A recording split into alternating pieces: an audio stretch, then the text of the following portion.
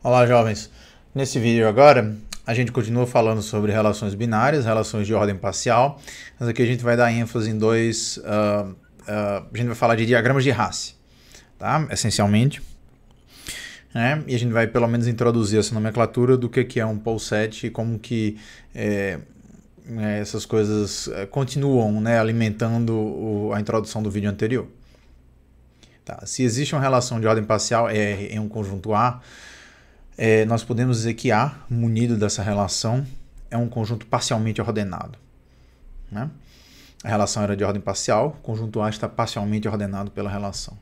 A palavra pole set é simplesmente a maneira como a gente se refere a conjuntos parcialmente ordenados em inglês. Pole set, partially ordered set. Tá? Tipicamente, a gente vai utilizar esse símbolo, desse menor ou igual curvado, para representar uma ordem parcial arbitrária, seja ela qual for, independente de onde que ela veio ou como ela foi construída. Se você tem uma relação R, que é uma ordem parcial, e tem um par ordenado AB que pertence a R, a gente pode simplesmente denotar essa sentença dizendo que A é menor ou igual que B dentro dessa ordem parcial. Então aqui, por exemplo, quando a gente dizer que esse conjunto está contido em 1, 2 e, portanto, na relação de ordem parcial de conjuntos estarem contidos em conjuntos, que significa dizer que esse par ordenado pertence à relação R.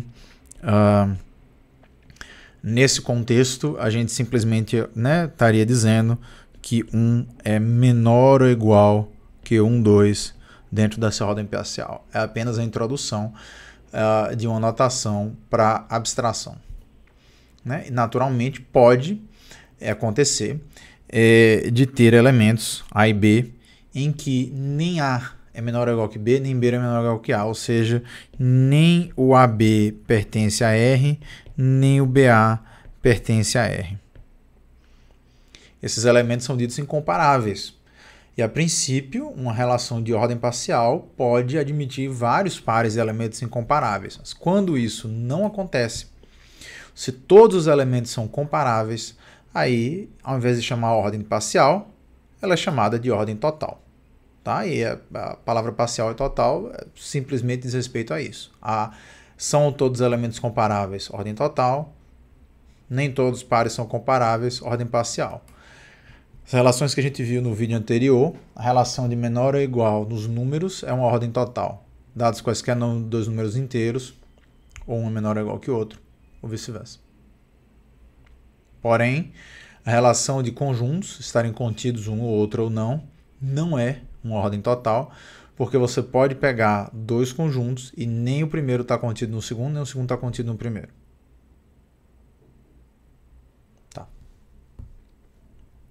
Para representar um pole set, um conjunto parcialmente ordenado, um conjunto que veio junto com ele uma relação de ordem parcial, é muito agradável, comum, útil a utilização do que se chama de diagrama de Hasse. Você começa desenhando normal, pontos e setas. Aí você já sabe que o conjunto é um pole set, você já sabe que essa é uma relação de ordem parcial. Em sendo relação de ordem parcial, você já sabe que ela é reflexiva e, portanto, todas essas setas de um elemento para ele próprio são supérfluas. Ignoramos elas, desenhamos sem elas. Outra coisa, a gente segue a convenção de que todas as setas de um elemento vão sempre de baixo para cima. Se elas vão sempre de baixo para cima, a gente não precisa colocar o desenho da seta. Então, esse desenho, que a princípio é o diagrama como do vídeo anterior, passa a ser esse desenho, os loops são ignorados, o desenho da seta é ignorado, partimos do princípio que vai de baixo para cima, cada um desses números aqui é 1, 2, 3, 4. 1, 2, 3, 4. E por último, o que a gente faz é todas as setas que estão aqui como consequência da transitividade, porque a gente já sabe que a relação satisfaz, a gente não precisa desenhar.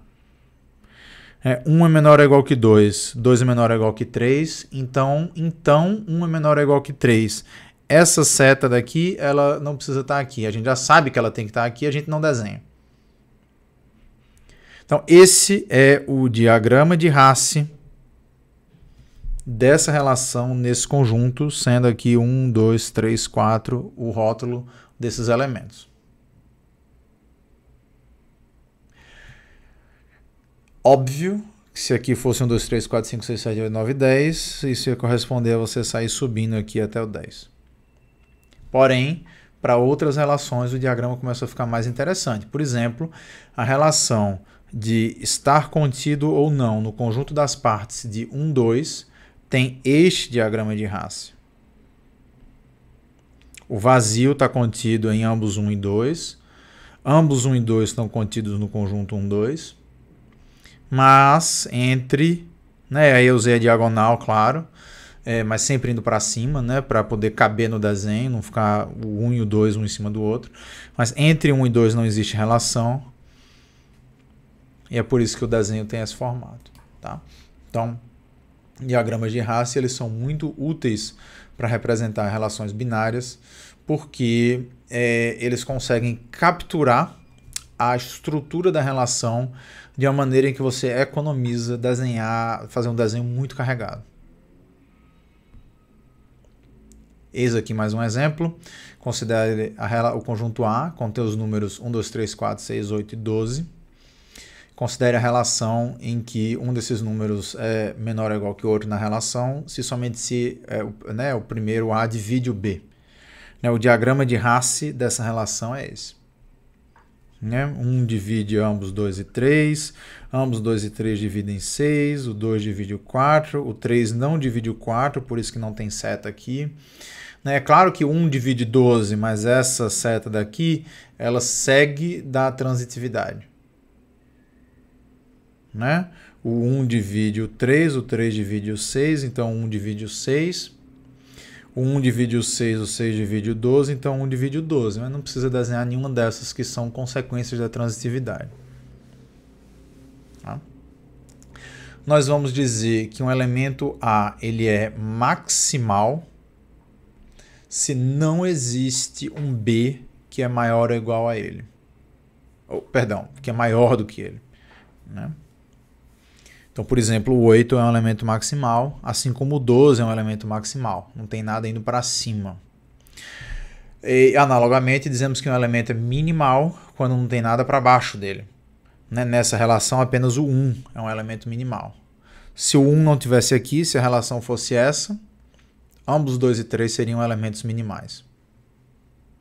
Tá? Dado um conjunto, um subconjunto X da sua relação, do seu conjunto A, uma cota superior para X é qualquer Y, tal que o Y é maior ou igual do que todos os elementos de X. E, analogamente, uma cota inferior vai ser um elemento que é menor ou igual do que todos os elementos no conjunto. Tá? Não são todos os conjuntos que admitem cotas superiores ou cotas inferiores. Por exemplo, o conjunto 8, 12 não admite uma cota superior. Não tem nenhum elemento nessa relação que é maior ou igual que ambos. Se aqui eu tivesse o elemento 96, tem 24, melhor, são 24, ele seria maior ou igual que ambos. Mas não tem. Por outro lado, eles têm um elemento, uma cota inferior. Quem que é um elemento que é menor ou igual que ambos? O 4. O 4 é menor ou igual que ambos. Nessa relação, todos os elementos possuem cota inferior. Por quê? Porque o 1 é menor ou igual que todo mundo. Então, o 1 é uma cota inferior para qualquer subconjunto. Mas, conforme eu falei, alguns subconjuntos não têm cota superior. 8 e 6 também não tem cota superior. Não tem nada que é simultaneamente maior ou igual que 8, maior ou igual que 6. Vamos olhar aqui agora para esse exemplo.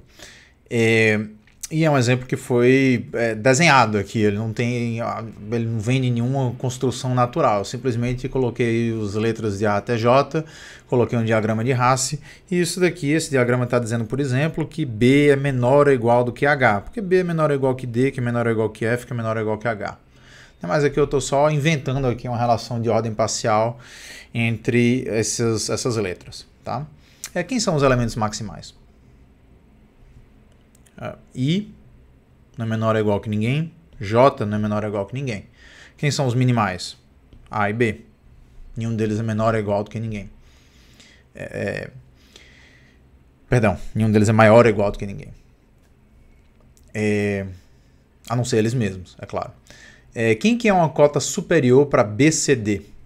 Então aqui B, C, B e D. Quem que são os elementos que são maiores ou iguais que todos eles? Tem vários. Por exemplo, F, por exemplo, H, por exemplo, I, por exemplo, J. Todos eles são maiores ou iguais que B, C e D.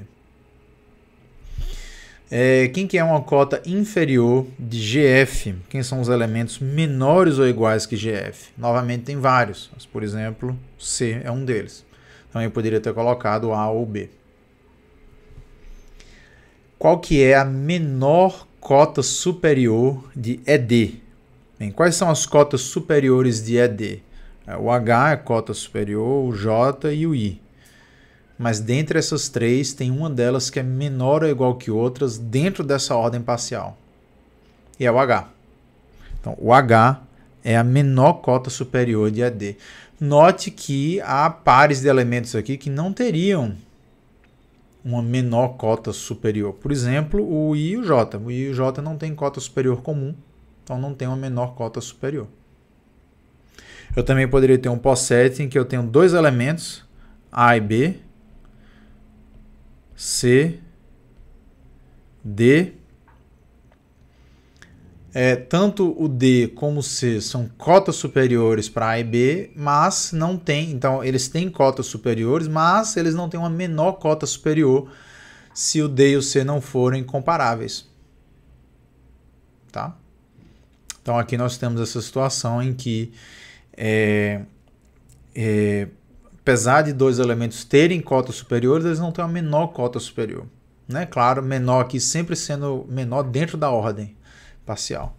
Tá? Então aqui a gente introduz uma definição muito importante, que é: se todo par de elementos possui uma menor cota superior e uma maior cota inferior, nós temos um reticulado.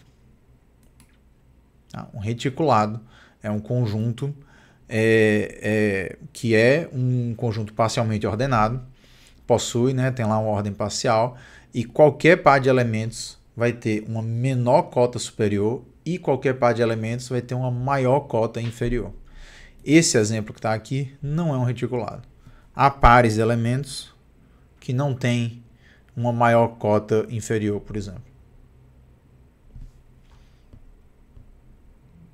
E agora, esses três POSETs, quais são reticulados, quais não são? Nesse daqui, se eu pegar quaisquer dois elementos, eles vão ter uma menor cota inferior, uma menor cota superior, uma maior cota inferior? Sim, talvez. Por exemplo, esses dois, esse mesmo é uma menor cota superior para ambos. Né? Lembra que é o menor ou igual, o maior ou igual. Né? Esses dois possuem. Esse é uma menor cota superior, esse é uma maior cota inferior. Isso daqui vai ser um reticulado? No slide anterior eu já fiz um desenho mostrando que não. Esses dois elementos possuem cotas superiores, mas nenhuma delas é menor ou igual que todas as outras. E esse daqui é um reticulado? Pega esse elemento e esse, por exemplo, tem. Quais são as cotas superiores? Essa. Menor ou igual do que ela mesma, menor ou igual do que todas. Quais são as inferiores? Essa. Maior ou igual do que todas. Né? Aí agora vem um exemplo muito interessante. É um conceito que a gente, né, costuma aprender lá atrás no colégio, que agora vai reaparecer. O POSET dos números inteiros não negativos e a relação dada por divisibilidade. Né? Então, dentro desse POSET, se eu falar que 3 é menor ou igual que 8, eu estou mentindo. Né? Porque menor ou igual que significa dividir. Então, 3 é menor ou igual que 6, menor ou igual que 12, mas não é menor ou igual que 8. Então, dados dois elementos quaisquer, quem que é uma menor cota superior, quem que é uma maior cota inferior? Tenho aqui o número 3, o número 5. Quais são todos os números que 3 e 5 dividem? E dentre todos eles, qual que é o menor deles? São os múltiplos comuns. E eu estou perguntando quem que é o menor múltiplo comum. E note que menor aqui não é menor de menor é igual, número menor é igual que outro. É menor é igual de divide. O menor múltiplo comum de 3 e 5 é 15. Qualquer outro múltiplo comum de 3 e 5, 15 divide. E se você pegar 8 e 12, por exemplo, menor múltiplo comum é 24. Qualquer outro múltiplo comum de 8 e 12, 24, divide esse número. Então, menor cota superior de quaisquer dois números é o MMC, o menor múltiplo comum. E agora você não precisa ser um gênio das analogias para chutar que a maior cota inferior é o maior divisor comum. Então, esses dois conceitos que a gente estuda há tanto tempo, eles reaparecem aqui de maneira muito natural, nos levando a concluir que esse pole set dos números inteiros e a ordem dada por divisibilidade é um reticulado. É um reticulado bastante não trivial, bastante interessante. E o pole set do conjunto das partes, em que a ordem é dada por estar contido. Então, dados dois conjuntos, qual que é o menor conjunto que contém ambos? É a união. E dado dois conjuntos, qual que é o maior conjunto que está contido em ambos? É a interseção. Então, o pole set de um conjunto das partes, cuja ordem é dada por estar contido, como subconjunto, também é um reticulado. E aí, muito inspirados nesse conjunto daqui, nesse reticulado, a gente introduz a notação. Se você tem um pole set que é um reticulado, a gente vai denotar por A junção B, ou join, a menor cota superior. Então, nesse conjunto daqui, se eu tenho os conjuntos A e B, o menor conjunto que contém ambos é a união B. E o meet, ou o encontro, é a maior cota inferior. E também inspirado aqui, quando eu tenho A e B, dois conjuntos, o maior conjunto contido em ambos é A interseção B. Então, a gente vai utilizar essas notações para se referir a menor cota superior, maior cota inferior. E claro que a gente pode, agora, por exemplo, utilizar essas notações para se referir ao MMC ou ao MDC, dois números. 8, 12 é o 24 e 8, 6, por exemplo, é o 2. Beleza? Como que isso pode ser útil? Essa ideia, Imagina que você tem aqui agora uma situação, você tem um conjunto de atividades, um processo industrial, por exemplo, e para realizar algumas delas, outras devem ter sido feitas antes. Sei lá, construção civil, você não pode colocar o telhado antes de colocar as paredes. Então, cada uma dessas atividades, algumas delas têm que ser feitas antes que outras. Então, e a gente sempre vai estar utilizando essa notação. O A menor é igual que B significa dizer que o B é uma atividade que vem depois do A. E isso é uma ordem parcial. Porque uma atividade sempre ou é incomparável, ou vem antes, ou vem depois que outra. Não pode ser duas atividades que ao mesmo tempo vêm antes e vêm depois uma da outra. Tá? E sendo uma ordem parcial, e também tem a transitividade, é claro. Se B vem depois de A e C vem depois de B, C tem que vir depois de A também. E a reflexividade só, por definição aqui, uma atividade sempre vem depois, pelo menos após ela mesma, sei lá, algo assim. Então está aqui o diagrama de Hasse de uma possível configuração dessas 7 atividades. Aqui, por exemplo, A é uma atividade que sempre tem que vir antes que B, que D, que G, que F, mas com relação a C e E, A é incomparável. E a pergunta aqui é simples. Imagina que são várias atividades que vão ser realizadas por uma pessoa só, a pessoa não pode fazer duas atividades ao mesmo tempo. A pergunta é, existe uma ordem total em que essa pessoa é capaz de realizar essas atividades respeitando a ordem parcial?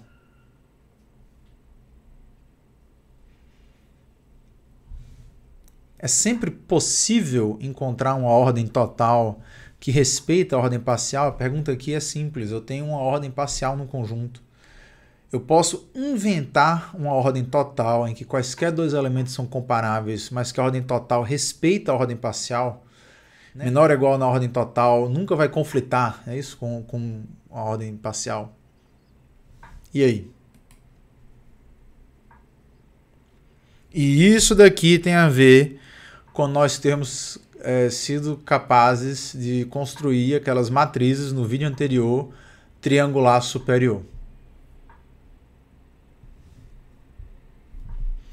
Então tá aqui um exemplo que isso sempre é possível.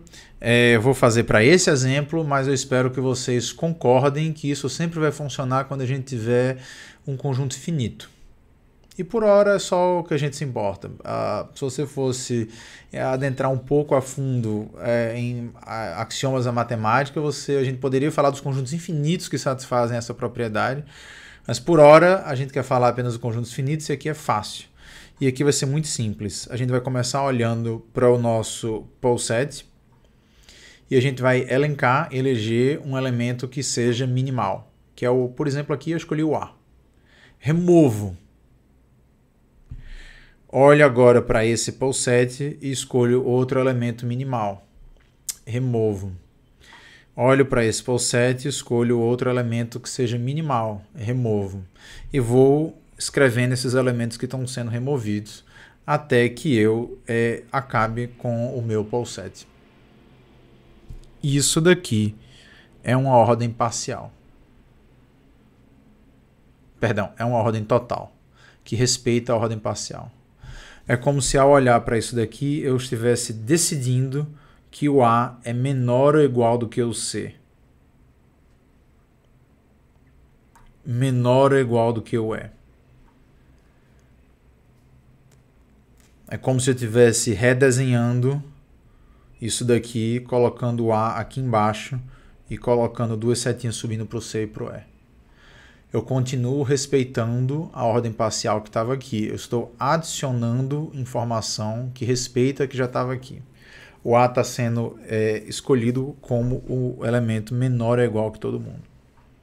Ao remover o A, eu estou agora decidindo que o C vai ser menor ou igual do que o E. Eram os únicos elementos incomparáveis entre os minimais. Como se eu estivesse desenhando o C aqui embaixo e dizendo que ele é menor ou igual do que o E. Ao remover o B, nesse momento eu estou declarando que entre os dois minimais que tem aqui, o B é menor ou igual do que o outro. É como se eu estivesse desenhando isso aqui assim e dizendo que o B é menor ou igual do que o E.